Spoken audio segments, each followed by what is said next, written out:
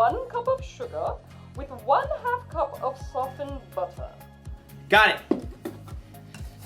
1 cup of sugar, 1/2 cup of butter. Oh, hi there. I'm in a baking class over the internet. What was that, Graham? Oh, nothing. I'm doing a thing. Can you mute yourself, please? Yeah, sorry. My instructor is teaching us how to bake a cake from scratch. It won't take long, so just have a little patience and I'll be right. You should be done mixing the sugar and butter together, so let's move on. Ah!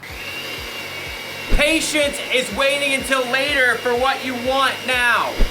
After you've stirred in the eggs, add 2 teaspoons of vanilla. Gotta catch up. How much vanilla did she say? Hold on a sec. Excuse me, what? Pardon. How much vanilla did you say? 2 teaspoons, Graham, and then you add cups of flour and milk. What was that? I'm sorry. I missed that last part. I think you're frozen. Hello? You're frozen. Maybe I'm frozen. Maybe we're both frozen. I really don't like it when technology fails me. I'm trying to bake a cake here and you're just...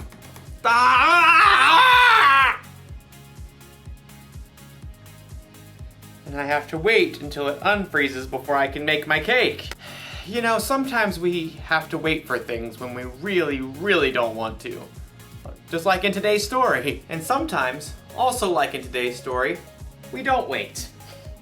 I am making this cake. How much milk and flour did she say?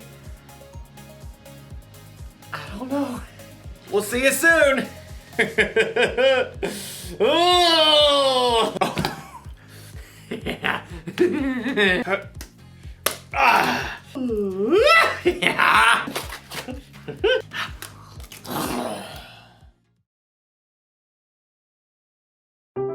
The Bible. It's 66 books of history, stories, letters, and poetry that fit together to form God's one big story. The epic adventure of how He created us and loves us so much that He made a way to rescue us. As we travel through the Bible, from Genesis to Revelation, we discover people who met God and found their lives changed forever. Now, for an amazing story inspired by the book of Genesis, chapter 25, verses 24 through 34. When Abraham's son Isaac grew up, he married a girl named Rebekah. But it didn't seem as though they'd be able to have children. Please, God, give us children. But God answered Isaac's prayers, and Rebekah became pregnant with twins. Isaac, I'm pretty sure they're having a wrestling match in here. Oh, definitely boys. Rebekah asked God about the struggle she could feel. He told her, 2 nations are in your body. 1 nation will be stronger than the other. The older son will serve the younger one. When it was time for the babies to be born, they came out fighting. Esau was born first. He came out with a strong set of lungs and a head full of red hair. His brother Jacob was born moments later, still holding on to Esau's heel. How on earth did he manage that? The brothers shared the same birthday, but as they grew, that was about the only thing they had in common. Esau loved to roam far out into the wilderness. I would walk 500 miles and I would walk 500 more. Jacob preferred the comforts of home. The sun is so hot. I'll just take a little nap in the tent. Esau loved to hunt wild animals. That is one excellent wildebeest. Jacob preferred a different type of hunting. Not you, not you. Ha! The perfect ripe honeydew melon. One fine morning, Esau headed out into the wilds in search of adventure and some nice, juicy venison. I'll feast tonight. But Esau went all morning without spotting a single rabbit. Ugh, should have packed a lunch. In the afternoon, he tracked a deer for hours, but he missed his chance as the deer sprang away. Ah! At last, Esau headed for home, defeated. He was tired and irritated and so hungry he could eat an entire woolly mammoth. Must eat food. As Esau neared camp, a delicious smell wafted out to greet him. Food! Jacob had been home all day, resting and plucking his favorite herbs from his garden. A little coriander, some dill. As evening approached, Jacob used his savory herbs to whip up a tasty red lentil stew and a batch of fresh, buttery bread. This will crisp up nicely on the hot stones. By the time Esau had arrived in camp, Jacob's stew was simmered to perfection, and the bread was hot and crusty. Food! Food! Esau lunged for the stew cauldron, ready to grab a bowl, but Jacob blocked his path. Not so fast. Step aside, I'm hungry. Clearly. Just let me have some of that red stew. Certainly. Esau tried to dive for the stew pot again. Just one itty-bitty thing. What? Well, first, give me the rights that belong to you as the oldest son. Esau spent more time listening to his stomach than his brain. So in that moment, his stomach won out. Look, I'm dying of hunger. If I die, those rights are pointless anyway. Now give me that stew. Esau sprang forward once more.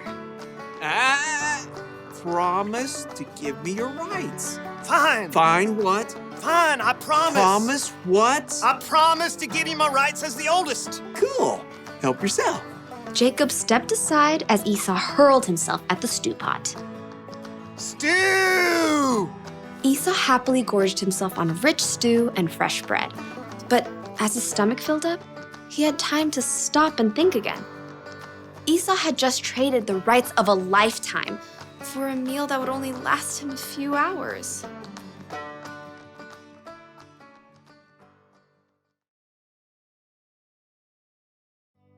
Let me give you a little advice.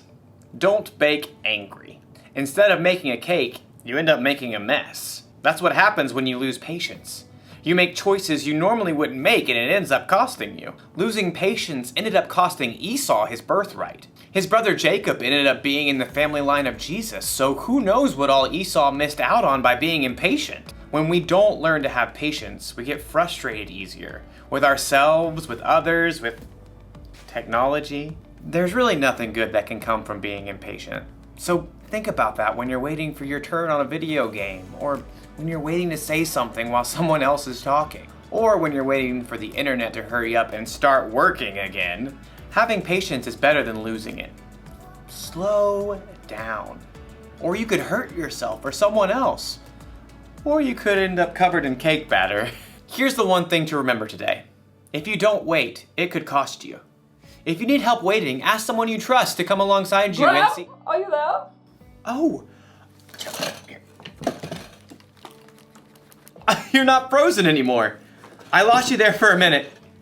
Technical difficulties. I see. How's your cake? I think I'm gonna need another lesson. Very well. Same time next week? Sure, I can wait. I may have the place cleaned up by then. Pardon? Nothing, it's a thing. I'll see you next time. So, how much flour was I supposed to use? 2 cups. How much did you use?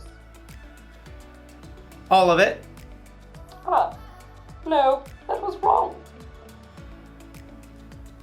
Okay.